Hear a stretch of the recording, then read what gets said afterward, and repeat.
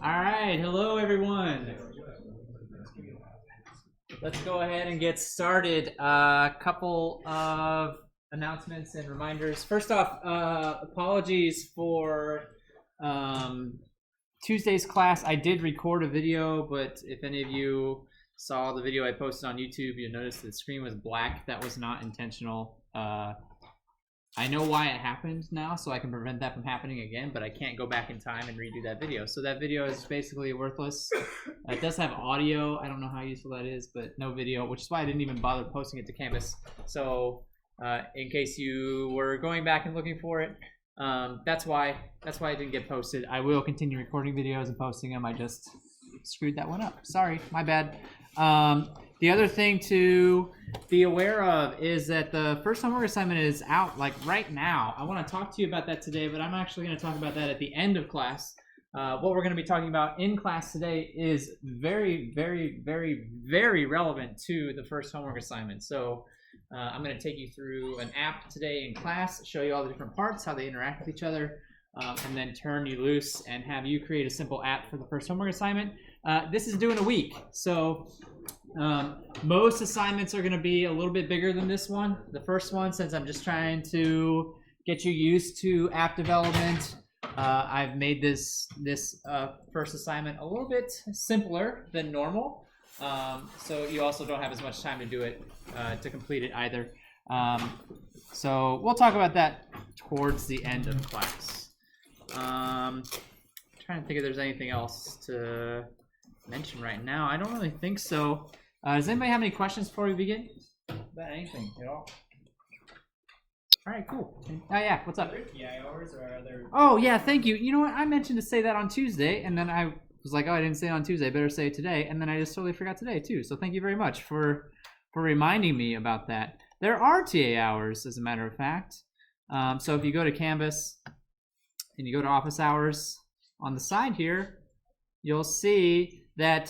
So I want to first note that this list is incomplete. I've got one or two more TAs who haven't sent me their hours yet, so this list is going to get bigger. But right now, I've got hours on Mondays, Tuesdays, and Fridays. I'm trying to get it so that we've got hours every day of the week, Monday through Friday, and maybe even one of the weekend days as well. So I'm hoping to get that filled out. And so keep an eye on this page. There will be more hours added to it as time goes on. Those hours for tomorrow should be happening. For Friday should be going on. So if you want to get an early start on the homework assignment, which I would very much encourage, you want to go talk to Reed tomorrow, get some help. He should be there. He should be available to help you out. So in my office hours are on there as well on Mondays. I might add some more for myself too eventually. So yeah, thank you for reminding me. Any other questions?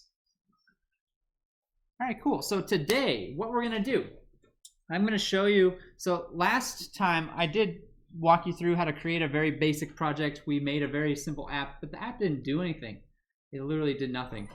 I mean, it printed out some debug messages and, you know, I showed you the simulator, all that stuff, but the app itself was basically non-functional. Didn't really do much. Today we're going to look at a very functional app. We're going to look at what's kind of the de facto Hello World app for not just Android, but also iPhone development, mobile app development in general. We're going to look at a little to-do list app that just keeps track of a list of tasks that you want, and you can add more tasks to the list, and that's really about it. There's not a whole lot more to it than that. However, I think you might be surprised at how many parts are required for such a simple app. So we're going to spend the day going through all of those different pieces, paying particular attention to how to construct views and how to make our apps look reasonable on a phone or a tablet or whatever device we happen to be using. But we'll also take a look at some Kotlin code and how we tie all those pieces together and do some basic functionality. And everything that I'm talking to you about today is stuff that I'm going to ask you to do for the first homework assignment as well. So if you want to follow along with me, I have already posted the code for this. It's on the calendar page for today's class. So if you go to the calendar page and select today on the calendar, you should see a link to a zip file that contains an Android Studio project. If you would rather sit back and take notes for now, that's totally fine. You don't need to feel like you need to open that up. The code will be there so you can open it up and go through it later as well. But let's go ahead and dive in. I've actually already got the project open up in Android Studio on my machine. And the first thing that I want to take a look at is the layout. So I got to be honest with you guys. I love making Android apps. It's a lot of fun. Making layouts is probably my least favorite part of making Android apps. So I'm competent. I know how to make some layouts that look okay, look pretty decent, but it's not my favorite thing in the world. So I'm going to show you the basics. I think everybody should know how to do some of the basics and understand how these layouts work. I'm really excited to seeing every semester there's some students who really get into design and UI, stuff like that. So I'm sure there are some of you out there in this class as well. I'm really excited to see what you come up with looking at your assignments. But for now, let's look at some of the basics. There's a layout here called Activity Main. This is our main layout. And let me see if I can squeeze as much room on this, as much stuff on this screen as I can. And if I look at this layout over here on the right, you can see actually a visual representation of what this app's going to look like. It's got hello name up at the top. There's a big blank space here that currently doesn't have anything in it. There's down at the bottom, there's tasks with a number. And then down here, there's a box that says enter task with a button that says add task. So we can kind of, infer just from looking at this layout what all the different parts are, with maybe the exception of this big blank spot, which you might have determined by process of elimination that's where the things are going to show up on the screen. I type in a new task, I add it, that's where it's going to show up on the list. So what I want to do actually is walk through this layout and explain to you how this is all set up. This can take a fair amount of time. It's a bit fiddly. I highly recommend that you do not use the visual thing over here to design your layouts. It leads to very poorly coded layouts, right? I am very much going to ask that you please, whoops, there's a bug that I thought I fixed, but I didn't. I'll fix it later. It's 2 seconds. I'm going to ask that you please consider using the XML to edit your layouts instead. Okay? I know that writing XML, writing code like this is a little bit clunky, but you will get used to it, and it's going to lead to a more pleasant experience for you in general. I promise you that. Using this designer over here gets very problematic very quickly. So let's take a look at this XML code and see exactly what's going on. This is a tree structure. There is a tree structure that defines this layout.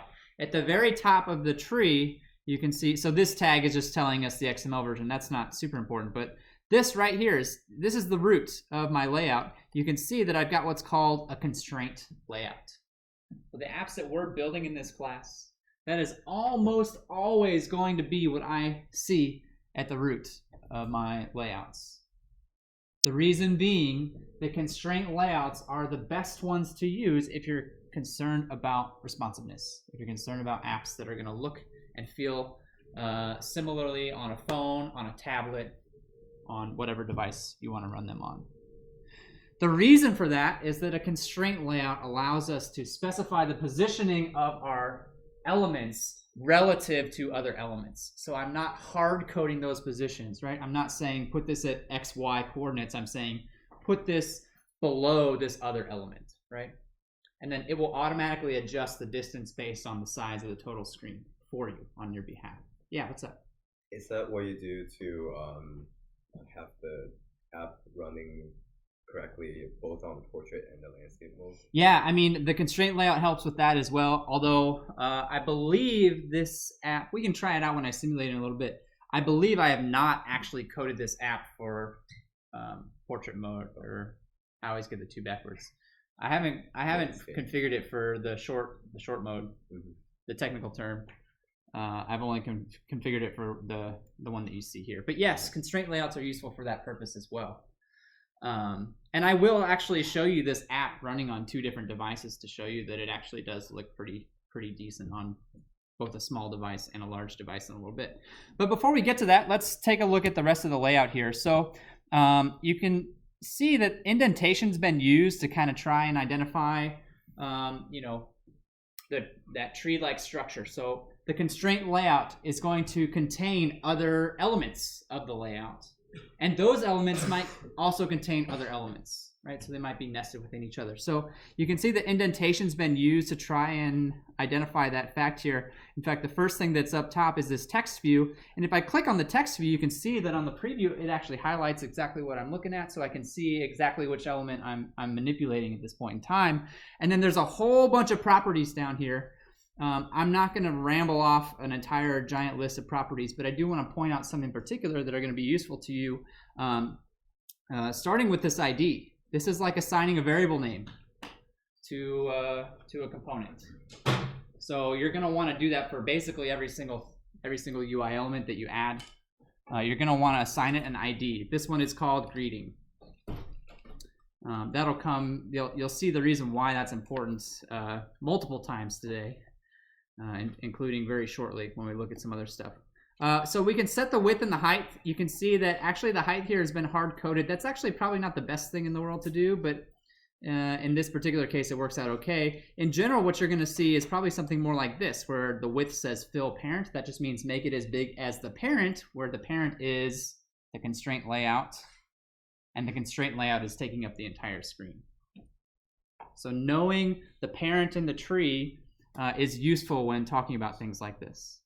We've got margins around this thing, so that's basically how much blank space should I leave around this, how much separation should I leave around this element.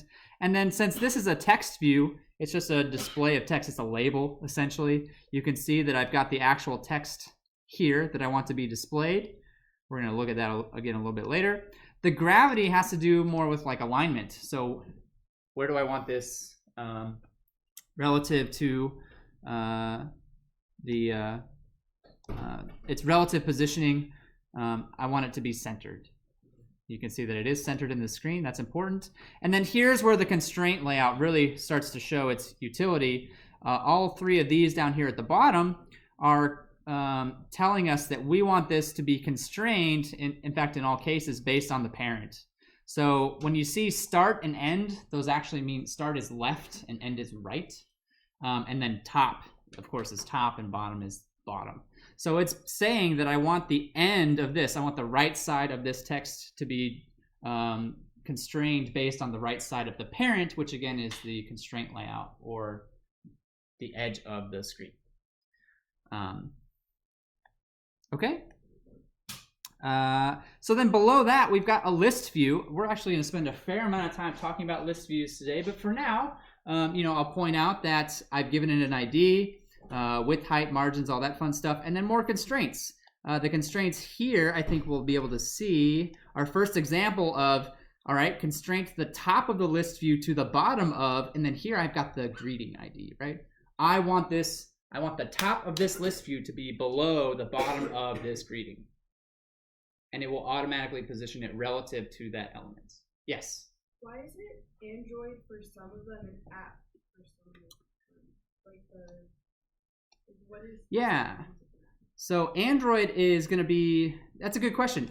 Actually, Android is going to be properties that are baked into the general Android libraries by default.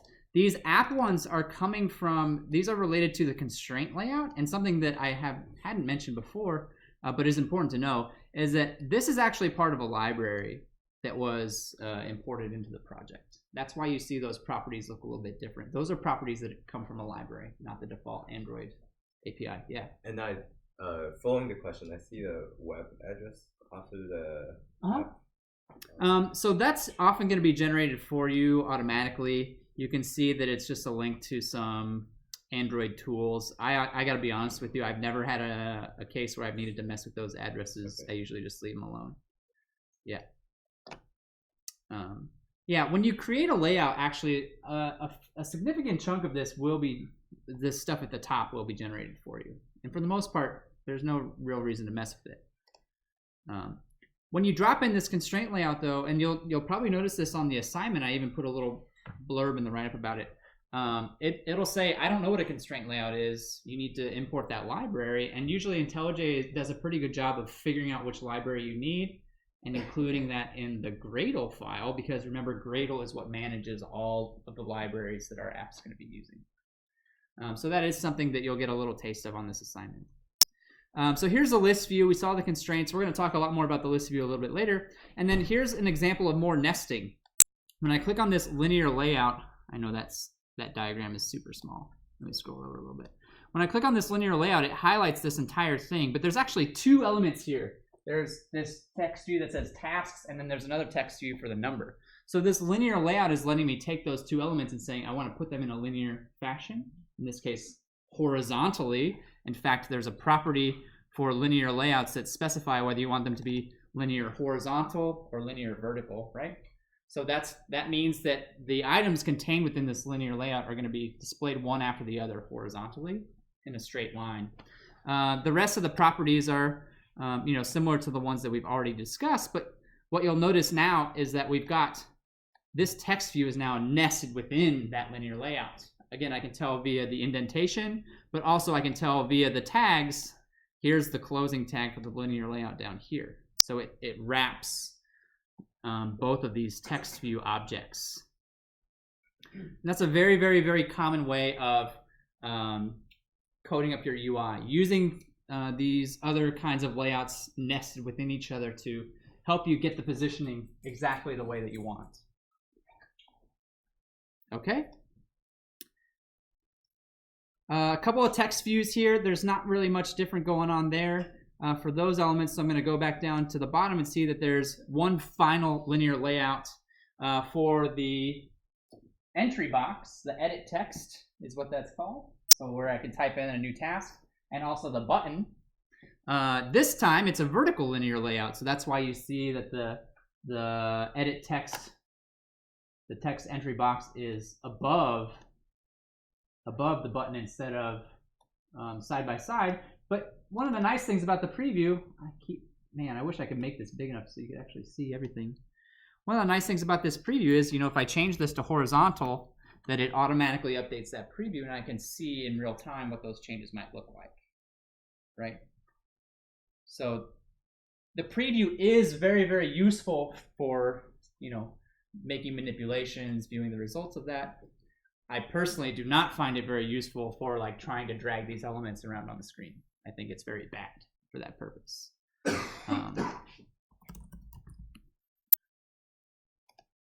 All right, cool. So we've got a linear layout here for adding tasks, and within that linear layout there's an edit text. That's the text box where you can type in new stuff. For the edit text, there are a couple of additional things to be aware of, like this hint. That's that little grayed out text that appears in the box that lets people know what they should be typing in. You can also specify the input type. So here it says text person name. Actually, that's kind of misleading. It could just be text. But there are other options here I think are like numbers. What difference is that going to make, do you think? If I say text versus number, what effect am I going to see? Yeah. Might call it a different keyboard. Different keyboard, exactly. A different keyboard. Yeah, what's up? It might ignore autocorrect for words. For names especially, yeah. It won't try to autocorrect people's names. Exactly right. Yeah. I would assume some of them would actually pull the names from your contact list. Potentially. You can see there's actually a lot of options here, perhaps more than you might expect, right? A lot of potential options here. So some for passwords, that'll probably do the little circles, so it obscures your thing. So there's a lot of different options that all are going to have slightly different influences over how you input data into that particular element. Yeah. Cool. And then, what else was there? Oh, okay, and then for the button, there's actually a small error here that I need to fix. I know how to fix it, but it's not in this file. It's in a different file. I'll fix it in just a second. On click, this is actually telling us what the function is that will be called when that button is clicked. So clearly, when I define that function, I screwed something up. I know exactly what it is. We'll take a look at that in just a second. So that is the layout in a nutshell. There's more stuff in here than I had time, that I wanted to, the time that I wanted to spend to talk to you about. We've got a lot of other stuff that I wanted to chat with you about today. But are there any questions about this layout before we move on to other stuff? Yeah. For the ID string, is there some special significance to the app? It's indicating that it's a name, and in fact, we'll see these IDs used in other contexts. So we have seen them used within the layout file, especially with the constraint layout. We're also going to see them in the Kotlin code, and so by marking them with @ID, that exposes them to the Kotlin code. We can import them into our Kotlin code and use them there as well. Great question. Any other questions? Yeah, what's up? Is DP, is that like pixels or is it? Yeah, that's a good question as well. So actually there's that's for text size. You were asking about, where's an example? Here it is for DP. I believe if you click on this, earlier it was giving me a description in, no, it's not. All right. Android.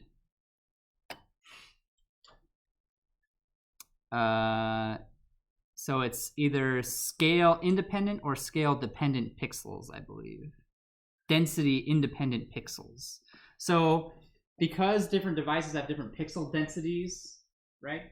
They can cram more pixels in a smaller amount of space. They're trying to give you some control over, do you want this to be the absolute number of pixels, or do you want it to be, the same size independent of how many pixels appear in a certain area? Does that make sense? Like if we didn't take density into account and I just did pure pixels, if I looked at something on a device with a higher density of pixels, everything would be shrunk, right? In fact, you might have even seen this happen. There are some programs that are notoriously bad with high density displays. Eclipse is one that comes to the top of my mind.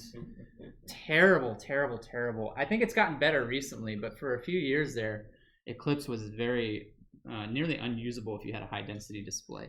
Everything was shrunk down.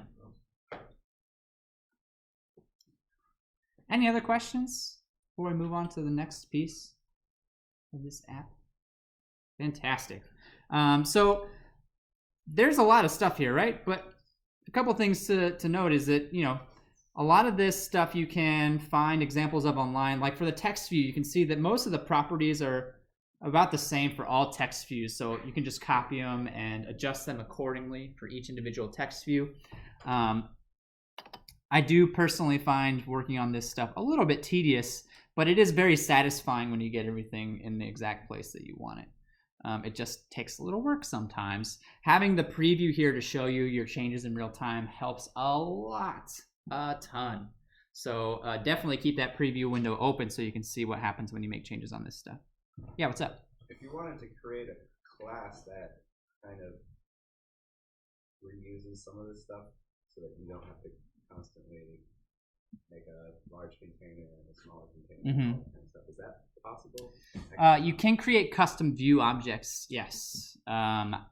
It's not something that I think we're going to see a ton of, at least for this class. I think the apps that we're doing in this class are, believe it or not, this is actually, well, this is probably in a stretch. This is a simple app, right? And most of the apps that we look at aren't going to be terribly complex. Even most people's projects usually don't have more than a few different screens on them.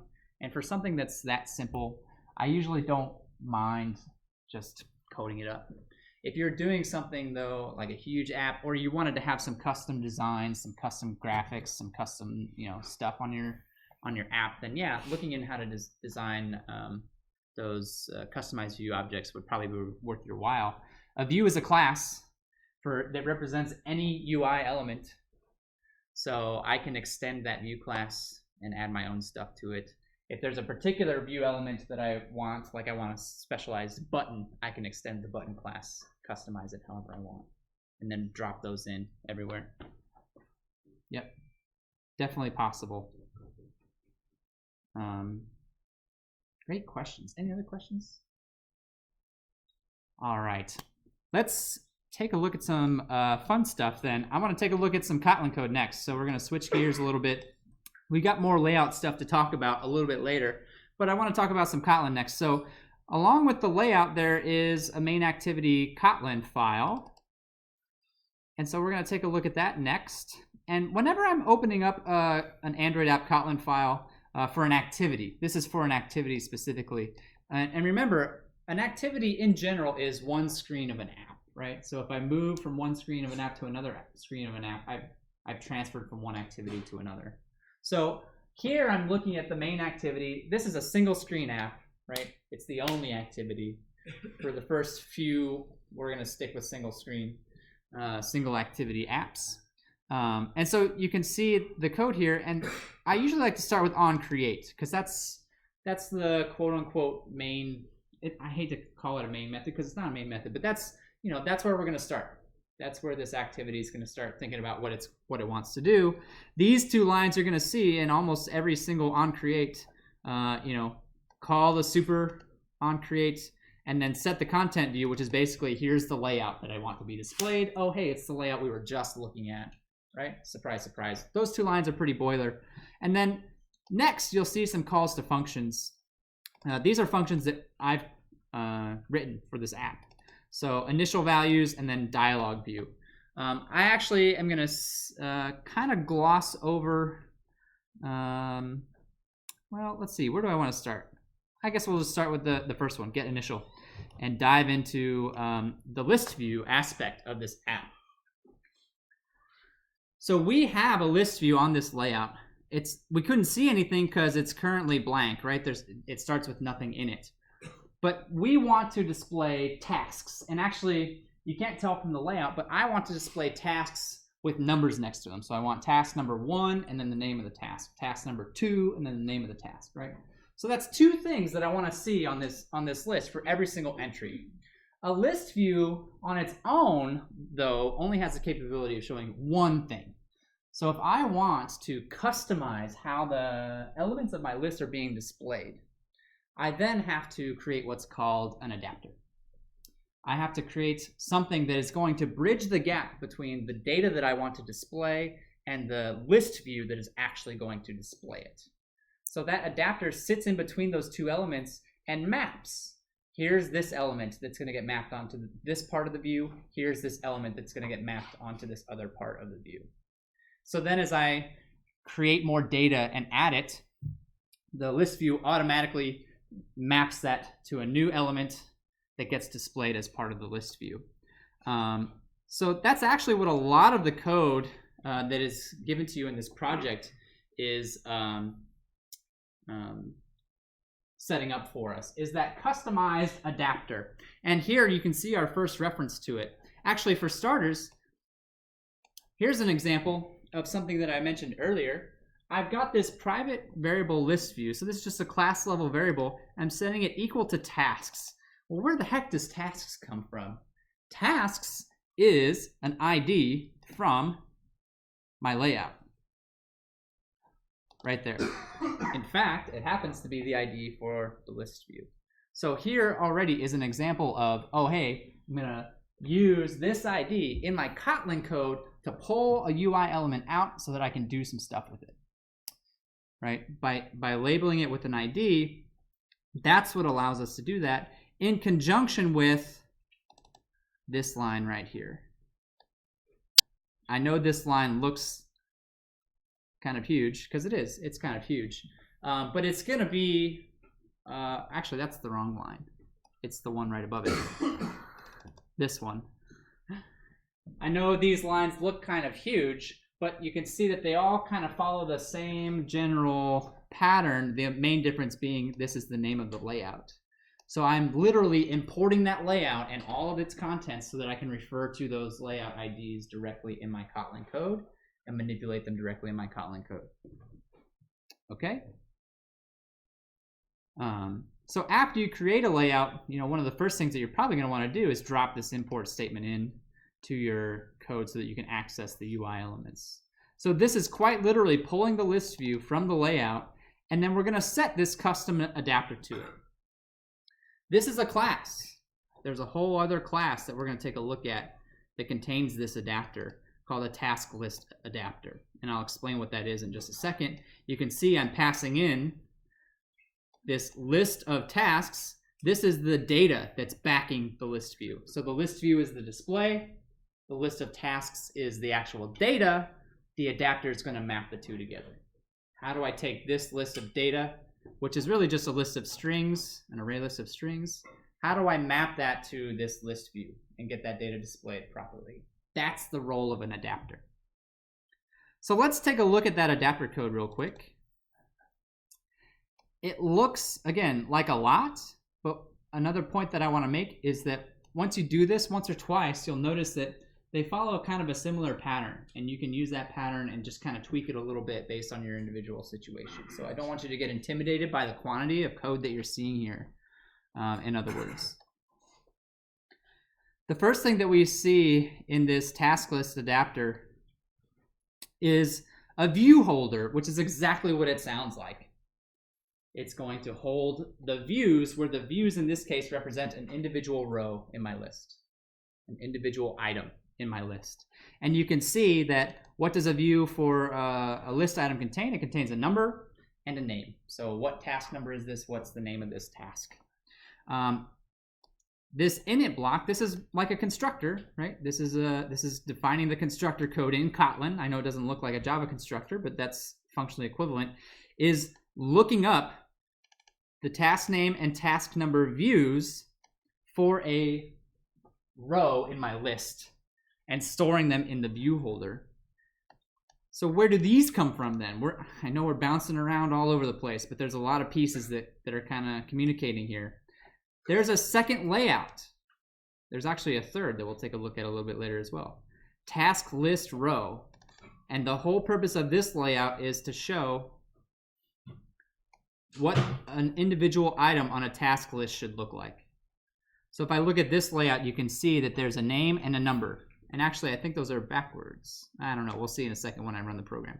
But this is a simple layout. It contains a linear layout and two text views, one for the task name, one for the task number.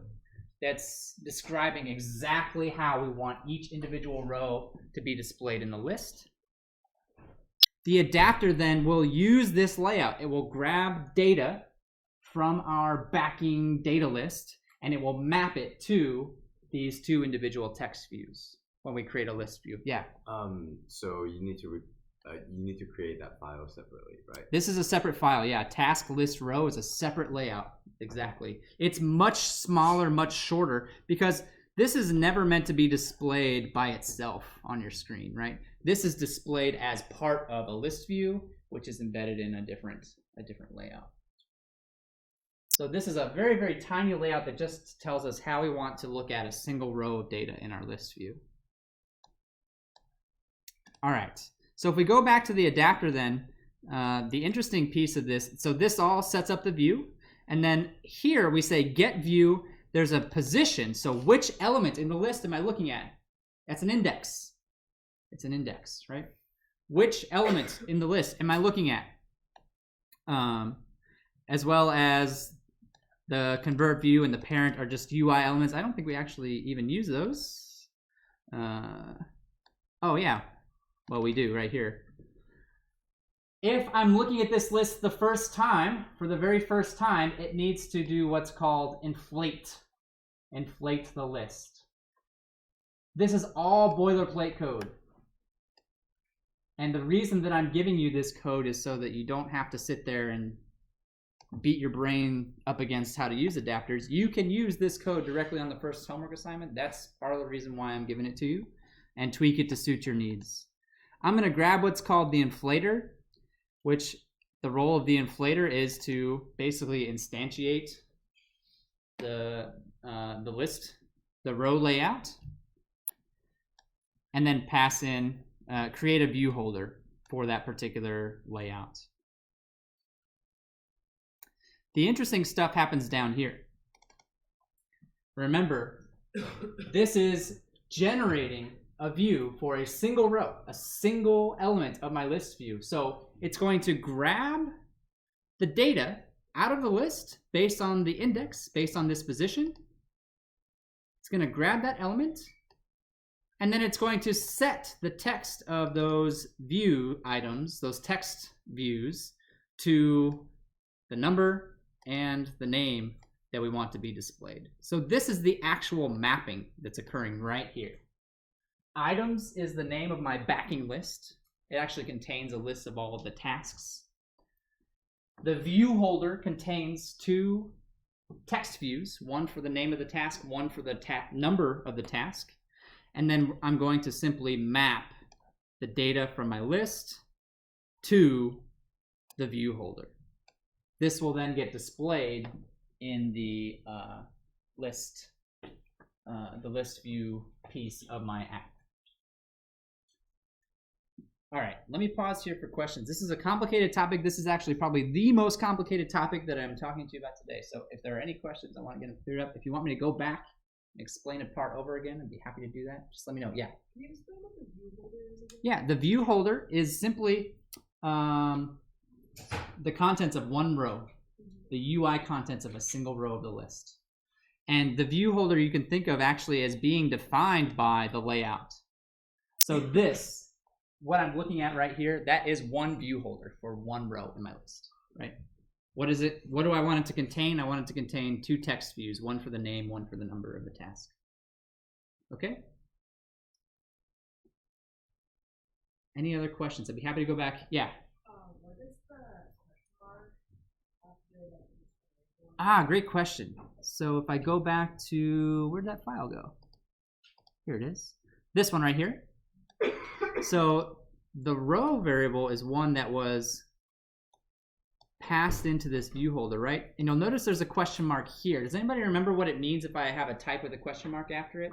Yeah. You can make it null. Means that it can be null. Remember, Kotlin generally doesn't like things to be null, but you can force it to use null values if you want to. In fact, I even did that here a little bit.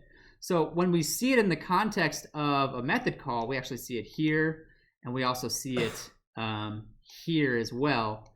It's basically saying, make sure that this is not null before you try to do this, because otherwise what happens? Null pointer exception, right? This is basically a shortcut for if such and such is not equal null, do this thing. Something that I'm sure you've written plenty of times in Java, right? In Kotlin, you'll never see such a thing. The question mark syntax eliminates the need for it.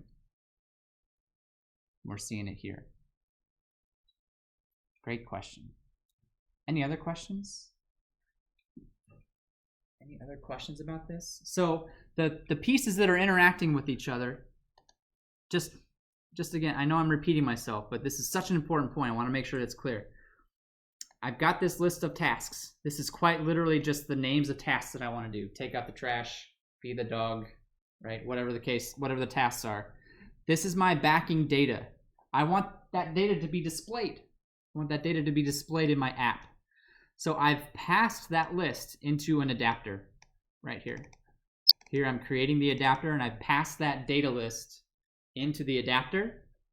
The adapter then will create view holders for every single list item, which is just a container for two text views in this case. But it can be whatever I want, right? It doesn't have to be text views. It can be whatever I want. I can throw buttons in there, checkboxes, whatever the heck I want. So it's going to create those view holders for me, and then it's going to map the data that I want to be displayed to the view holder so that it can be properly displayed in the app. That's the role of the adapter. Does that make sense? I am going to ask you to do this on the first homework assignment, but I really hope that you have this open and available so that you can kind of use it as a guide to understand the different pieces of the adapter and just change the parts that you're going to need to change for the assignment. That's my hope. Because this is, you know, a complicated piece of machinery at work here.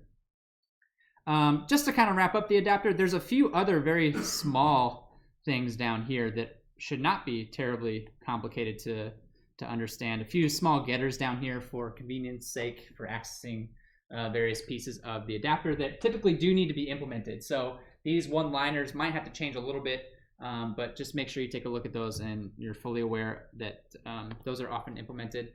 Who's going to call these? Probably not me, but there might be other parts of the UI other parts of the Android app that are running in the background that might rely on these methods, so it is important to make sure that they are properly specified. Yes? So like for the adapter Uh-huh. file on 1.5, Yes. there's like find view by ID and r.id. Correct. Does that r So R is short for resource. So when you, this is a special object that is created for you on your behalf by Android. Anytime you create and run an app, it creates this R object for you. And quite literally, it refers to this resources thing out here. So it's saying, go through all of the stuff that's in this resources folder, find one that has an ID of task name. Where is that found? That's actually found in the row layout task name right here. So this text view is what will be returned. You can contrast that with how we accessed stuff in the main activity by using this import statement and just using the ID directly, right? Two different ways that I can pull UI elements out. I can use this import statement and just use the IDs directly, or I can go through the R object and search, use this find by ID to search for a particular element with that ID. In this case, you have to do it this way because at this point in time, it does not know that I'm talking about the row layout. That doesn't happen until the row layout gets inflated later on, right here. So at this point in time, this is the only way to properly access those elements. If you ever have done any Android work in Java, perhaps that's true for some of you, this is the only way you can look up UI elements, find view by ID. So if you look at a Java Android app, you will see that method called all over the place. It looks kind of hideous, if I'm being honest with you, which is why I really, again, appreciate that Kotlin gave us the ability to import the layout and refer to those elements directly. Another nice advantage of the language. Keep the questions coming if anybody has any more questions. Yes? Can you have different elements with the same ID? No, like any other variables, well, you definitely can't within the same layout. I guess what I'm a little unsure of is like, could I call something in a different layout the same ID? And I don't. Yeah, it didn't stop me. Didn't stop me. But so apparently I can have it in two different layouts. But if I tried to do two things with the same name in the same layout, like if I wanted to change both of these to task number, it's gonna get upset with me there. Yeah, I do think that generally it's probably a bad idea to have a lot of things that share the same name, because then if you call get by ID, it's gonna have a conflict, right? It's not necessarily gonna know which one you want. And I'm not sure what it would even do in that situation. If it's being nice, it'll just grab the first one that it finds. If it's being mean, it'll crash. I'm not entirely certain what would happen. Great question. Any other questions before we move on to stuff that's a little bit less complicated than this? This is the most complicated thing we're talking about today, I promise. Anything else? Yeah. With the GetView function, where is it pulling like the position? That just uses the list view that it knows like what position it's in, or? So position is passed in as an argument to GetView, and that's going to be called by the basically the operating system. When it displays the list view, it's just going to go down each element and say, all right, give me the view for position 0, give me the view for position 1. So as a programmer, I'm never calling this method directly. I'm understanding that the operating system or whatever is managing the UI of my app is going to call this method and pass in the appropriate position. Yeah. Good question. That's actually one of the things that kind of frustrates me a little bit about Android is this almost feels like a leap of faith, right? Like I'm not using this method, but I know something else is going to use this method eventually, and I'm just kind of have to trust that they're using it correctly, and I'm not even 100% exactly certain how they're going to use this method. That actually happens quite a bit with Android. There's a lot of like magic glue that holds things together that you just sort of have to trust in the system. It won't be the last time that we see that happen. Yeah. Can you explain the lowercase view declaration real quick? This one right here? Yeah. This is simply so that's a variable name. This is the type. The name choice here is a little poor, I suppose, but this is a variable that's created to represent the view for the row in the list that we are currently trying to display. The if statement here is basically checking to see if it's already been created in the past or not, right? So if it's null, it hasn't been created before, I need to create a brand new one. Otherwise, it's already been created. I can just use the existing one and manipulate the already existing values. That's what the if else is about.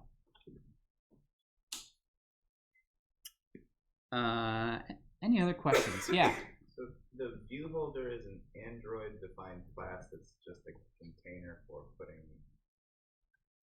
Actually, the ViewHolder is a class that is defined within the task list adapter. This is it's a private class that we are overriding. You can see that we are in fact overriding this. So it's something that exists in the base adapter class, but we are overriding it to match the format of our list that we want to be displayed. Does that make sense? Yeah. The basic list, so if we just wanted a very basic list view, it would be able to display one thing. Like if we wanted one element per row, right? The base adapter is perfect. We wouldn't have to do any of this, right? It's very good at doing that. Just pass values into your list, move on with your day.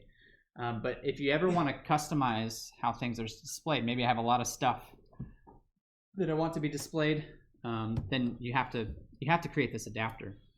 The good news is that, again, you can use this adapter as a template and just tweak it how you need to. All right, there's a few other pieces that I want to chat with you about, and then we'll take a look at the homework assignment. How am I doing on time? Oh, good. We're doing good on time. Fantastic. So now that we've talked about the adapter, just kind of wrapping that up, you'll notice that we actually set the adapter to the one that we've created here, right? And then this method is basically a cue to the list view that, hey, I've given you some new data. I need you to go through, process all of it, and update how that data is displayed. So anytime we add a new item to the list, which we will do eventually, we're going to call this method. It's basically just to say, all right, hey, refresh the UI, right? I gave you new stuff. Time to refresh the UI. All right. Let me go ahead and run this app and show you. Let me fix one quick bug down here that I... does it need a question mark? I don't know if it does or not. And I'll repost this code too once with this bug fix. I forgot that parameter there. Let me run this for you because I want to show you how this behaves a little bit before we take a look at the remaining functionality. I'm going to fire this up on my Pixel 2 device.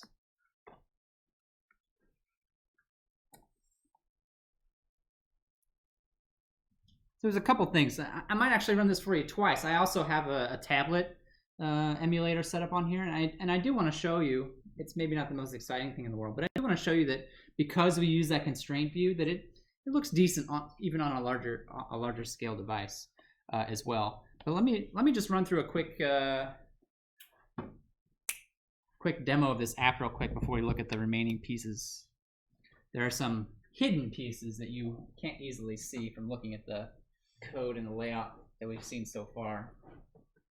Just a moment for this to boot up. Or like 10 minutes, I don't know. Hopefully not. It's been behaving much better for me today than it was on Tuesday. I have not had problems with the emulator today so far. Now that I've said that, I'm going to have all of the problems with the emulator. All right, cool. So here's the app, and actually the first thing that it does is it pops up this little dialog box that says enter your name, right? So I do want to talk to you about that and explain to you how that works. But for starters, I'll go ahead and type in my name, and it's a little bit laggy, but it got there. and hit submit, and you'll notice that it switched the text up at the top to now include my name. So I'm going to talk to you about that in just a moment, and then also show you that teach a class, I don't know, add task. So there is our list view in action, right? There's a number on the left and then the text on the right. I got some of the UI stuff a little off for, you know, the text view on the right should be bigger than the one on the left. I got them swapped. Whoops. Still some kinks in the UI, but generally it seems okay. Let me see if I can delete. I don't know, what's another task? Eat. Hopefully you don't need an app to remind you to do that, but I am not going to judge. Right, and so it's behaving as expected. So a few remaining things that I want to talk to you about with this app. One is that dialog box that popped up to ask the user's name, and then there's also this business down here of actually accepting a new task and displaying it in the list. Those are kind of the two remaining pieces. Both of those are much more straightforward than the adapter that we were talking about before.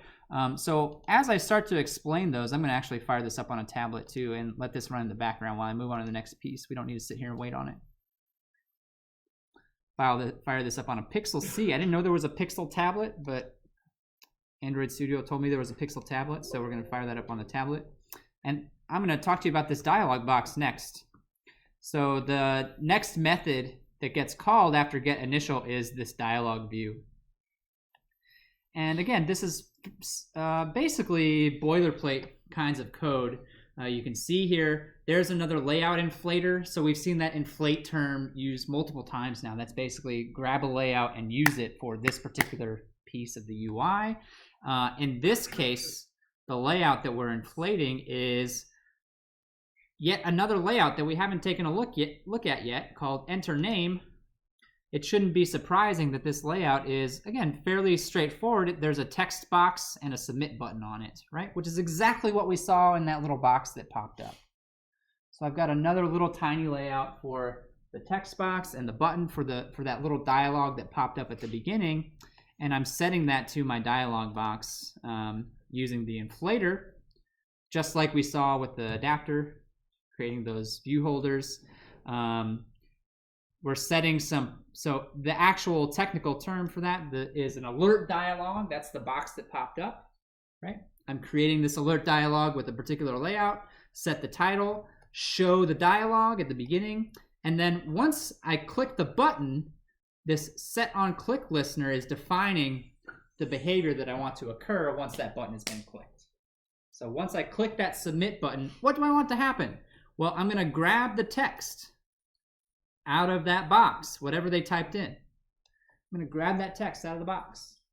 I'm going to do a little bit of validation, make sure that it's not blank, right? Make sure they didn't give me a blank value.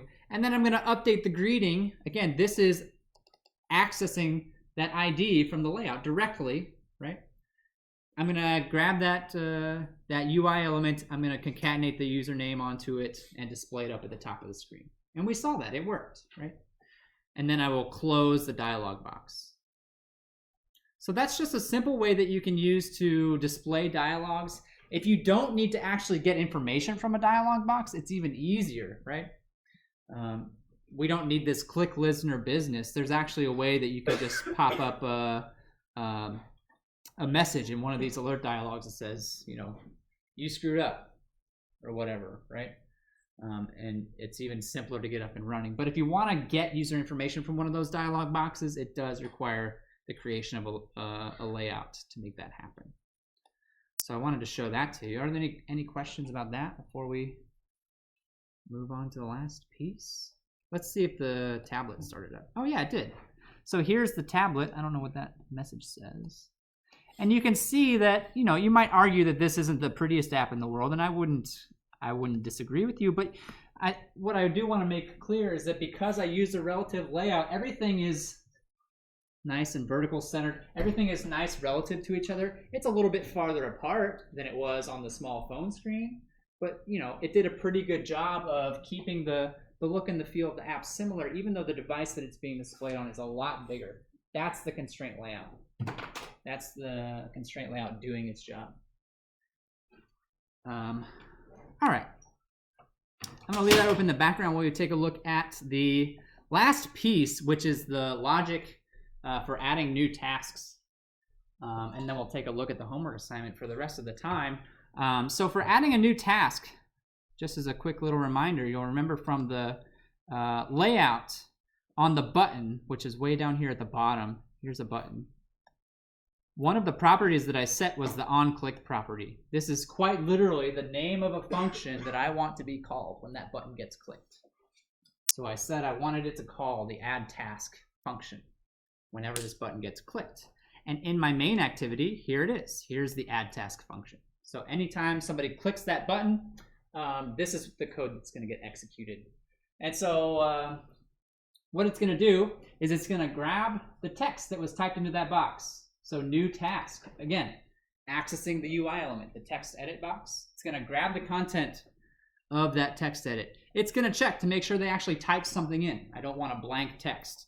If they did type in a blank text, we're going to use what's called a toast. You've seen toast before, and I'm not talking about the bread, although I'm sure you've seen that as well, probably. But this Android toast is something that I'm almost positive that you've seen before. If I just click add task here, oops, did I type something by mistake? I didn't mean to. If I leave that blank and I click add task, it says, it pops up this little guy at the bottom of the screen. I know you can't read that. It's way too small. But it popped up this little guy down at the bottom of the screen. That's a toast. It's called a toast. It's just a little quick message, yeah. Is there a way to get something that's not in our main activity class be called in the concept? Because the layout is being inflated in the main activity. So here we are inflating this layout, setting the layout in our main activity. It's going to look for the function here. If I have another class that uses the same layout, right, it will look for the function in that class. So it's basically, whatever class is currently using this layout, that's where it's going to look for the function. Good question. If you really want to get around that, yes, you can. You can actually just define this function to call a different function in a different class. Yep. Cool. So a toast is that little thing that pops up down at the bottom, and they're very, very simple to use. You can see that I just pass in the text that you want, and then how much time you want it to show up down there. So length short. I'm sure there are other options that you can, length long, surprise. So how long do you want it to pop up at the bottom, and then show it, and it just automatically disappears after it's done. If they actually type something in, what are we going to do? I'm going to add it to my list, my array list. Remember, this is the data that's backing the list view. So this is actually something that is the adapter is aware of, right? So after I add this, I'm going to skip a couple lines and go down here and bring your attention to that I'm grabbing the adapter and calling notify dataset changed. I'm basically telling this adapter, hey, I added a new thing to the list. Go through, update the display. Make sure that everything gets displayed properly based on the data. If you don't call this, when you add something to the list, nothing will happen on the UI. It'll just remain constant. The other thing that's done, these final two lines here, just increases the total number of tasks so that, actually, did that, oh yeah, it's 0 because I haven't done anything. Increases the total number of tasks and updates this task counter down here at the bottom. And I think that's it. We've covered all the pieces of this app. What questions do you all have? Sorry, getting spam calls. Yeah, what's up? What would happen if you filled up that task list? Yeah, great question. I was hoping somebody would ask that. Let's try it out. In fact, this doesn't clear. There's a few UI things that bother me about this still. I already pointed out one about this list view. The other one that bothers me is that I would want it to clear this box in between, right? But it doesn't. In this case, it actually is convenient because then I can just do this. All right, so it looks a little bit wonky, but what you probably can't see is that over on the right, it did start to display a scroll bar, and you actually can scroll a list. You actually can scroll the list. I believe that that scrolling functionality is on by default. If I look at the list up here, the list view up here, I don't think that there's anything we need to say or do. Yeah, there's no properties currently given here that tell it to do that. It just decides to do that. The height is hard-coded. That's not great. Honestly, that shouldn't be hard-coded. If I said match parent, oh, that's not great either. Yeah, couple UI things in here that I'm not like super thrilled about, but yeah, it is what it is. Anyhow, there are other properties that will control the scrolling. They just aren't used right now. What's up? If you want to do like 80% of match parent, you can do that. That's a good question. Let's Google it up. Android percentage of parent.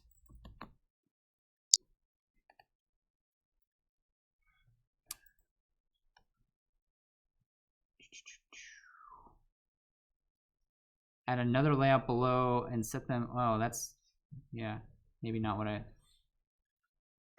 So there's weights, layout weights. Okay. You can apply weights, which I would assume would just be proportions, right?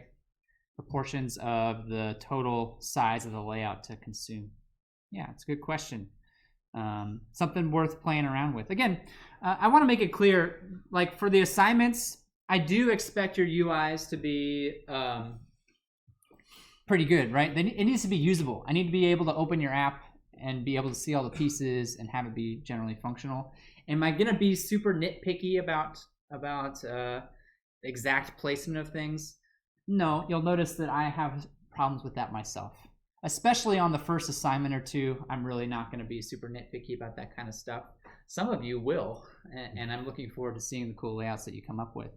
I do expect you to at least put some time and effort into getting it to look somewhat nice and definitely usable, so that we can, especially so that we can grade your thing. I've had assignments submitted in the past where buttons are showing up all the way out here off the side of the screen. Those are very tough for me to grade. You're not going to like the scores that you get back on stuff like that. So definitely take the time to make sure that it's usable. Is there another question I saw over here? Yeah. In terms of warnings, because like I don't know about you, but after I put that like view and the add task parameters, it said that it's never used. Yeah. Yeah, and actually you have basically recreated, you know, the 10 minutes that I went through before class. I saw that warning. I was like, oh, it's never used. I should take it out. And then I show up to class and it's telling me it's broken. Why did that happen? Anytime I'm calling an on-click function for a button, it's expecting it to have a particular set of parameters. It's expecting it to have the view. And in particular, you know, what does that view represent? That view represents the button that was clicked. So if I wanted to access the properties of that button, do anything with that button based on the result of that click, I could manipulate that object. But in this case, I don't have any need to do that, so it sits unused. Yeah. Good observation. Yeah, I actually, believe it or not, will go through the warnings and try to remove as many of them as possible. You'll notice that there are a few that I left in, that I made the conscious decision to leave in, but I tried to keep this as clean as possible. And that's one that I think there's just not much I'm going to be able to do about. Any other questions before we switch gears and look at the homework assignment? Any questions at all? Okay. Well, then let's talk about the homework assignment. We got 15 minutes left. That should be perfect for having a chat about this homework assignment. It should be live. Oh, this isn't what I meant to open. Hang on. Can I just see the thing? All right, yeah. There's not a lot to it. A link to the instructions. So everything is in this PDF. You're going to make a little calorie counter, right? It's a single screen app. if you look at the layout and what it can do, you'll notice there's a lot of similarities between what I want this app to do and what the app that I just showed you can do. You know, there's a little bit of extra stuff here that I'm asking you to think about, but you know, there's a reason why I kept them similar. For your first app, I think it's very, very useful to have kind of a template, kind of a guideline to go off of. As we get deeper and deeper, I'm going to start taking those training wheels off and just tossing you in, saying good luck, have fun, right? But for the first one, we're going to take it a little bit easy. I need an app that, you know, first you enter the total number of calories that you're targeting for the day. And then you can add in the food and the number of calories that it contains, and it keeps track of that. It keeps track of the tally as well as how many calories you have left. And if you go over the number of calories that you stated, the text will go negative and turn red, right, to indicate that you blew your diet that day. A little bit of shaming. And then the other thing that I think is important to pay attention to, for every assignment, there's going to be a creative portion. So if you complete everything that I've asked you to complete, that gets you 42 out of the 50 points, I think, right? I want you to take some time and think about a feature that you think this app should have that it currently doesn't have, and implement that. So this is a way to make the app personal, something that you care about. I want to make something very clear. People see the word creative and then think, oh, I can put, you know, a fancy dolphin background and change the font to be sparkly, and that'll be my creative portion, right? I love seeing stuff like that, although sometimes the app's themes that I get are a little tacky. I do encourage you to manipulate the themes, the colors. Go nuts. I don't care, right? As long as I can read it, as long as I can see what it's supposed to do, it's not going to bother me. That's not a creative portion, though. Sorry. Creative portion needs to be something functional added to the app, not just tweaking the theme, not just changing the colors around. Needs to be something functional. So, doesn't have to be complicated. Some of the best creative things that I've seen are very, very simple. Just adds a little tweak to the app. If you have any questions about what would be a good creative portion or not, I'd be happy to talk to you about that, either on Piazza or office hours, or however you want to get a hold of me after class for a few minutes. Be happy to chat with you about that. Just keep that in mind as you're working on the app to think about something that you might want to add. The rubric, how it's going to be graded, is down here, and we follow this rubric very closely. There's also, let me show you the setup piece as well. We're using GitHub Classroom, so I'm sure some of you have probably already used GitHub Classroom in the other class. If you haven't, I'll go through it very briefly with you, how to get this set up so that you can get your project up and running. There was a link at the top of the PDF for the repository. So this blue word right here, navigate to the repository. I click on that link and it takes me to GitHub Classroom. First thing it's going to ask you to do, actually the first thing that it'll ask you to do if you don't have a GitHub account is it'll ask you to create a GitHub account and log into your GitHub account. I already have a GitHub account and I'm currently logged into it. So once you've got that, the next thing it's going to ask you to do is find your name on this list so that we can match your GitHub account to your actual name so that I know who to give the grade to when we grade your assignment. So there's me. All right. I'll go ahead and accept this assignment, and that'll create a repository for me. I gave you a starter project. It's blank, but I gave you a starter project so that you wouldn't have to create one yourself. That's actually more just to keep things simple for grading than anything else. I believe that you know how to create a blank project, but it just makes everybody's life a little bit easier if I give you a blank project in the repository. So once you have gotten to this page where it says you're ready to go, you can click this link to go to your repository page. The next thing that you're going to want to do is you're going to want to get this into Android Studio. That's pretty simple to do as well.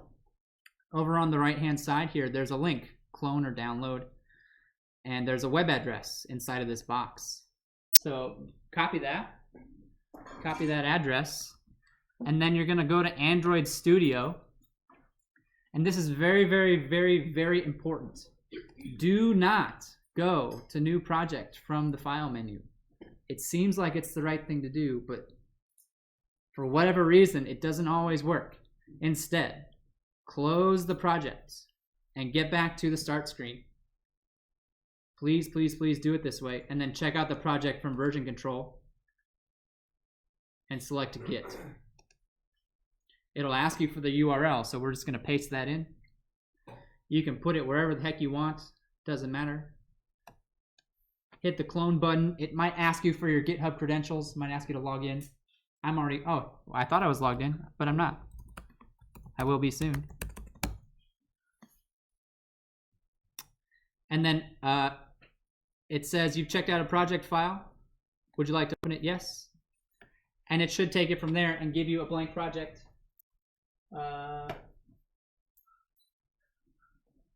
It always fails, but then it succeeds the second time. I don't know why. On my computer it does that. Does it do that on your computer too? Yeah, I don't know. But it works the second time. And when I said it's blank, I meant it. There's literally nothing in here. It's a blank project, right?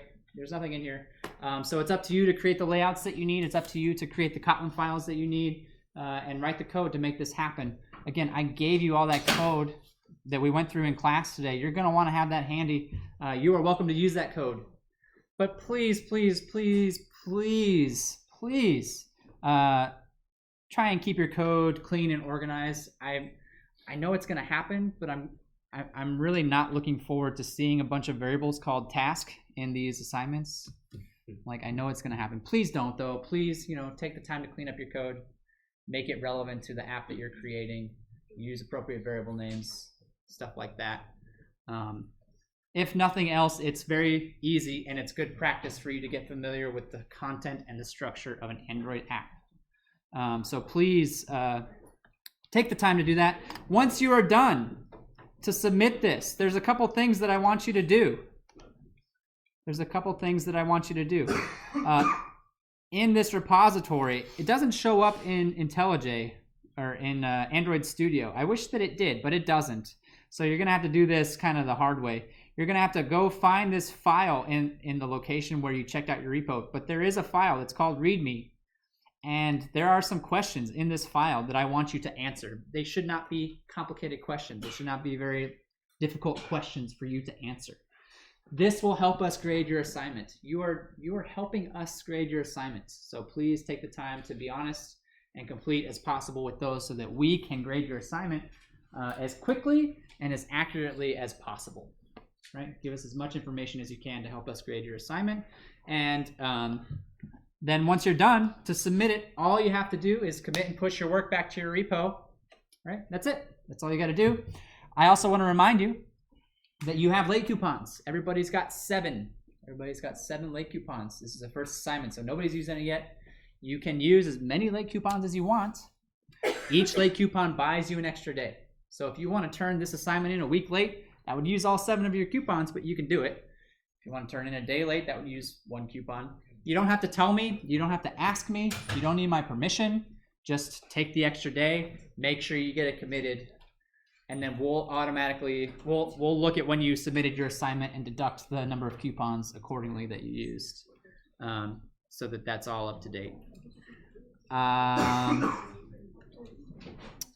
What questions do you have for me?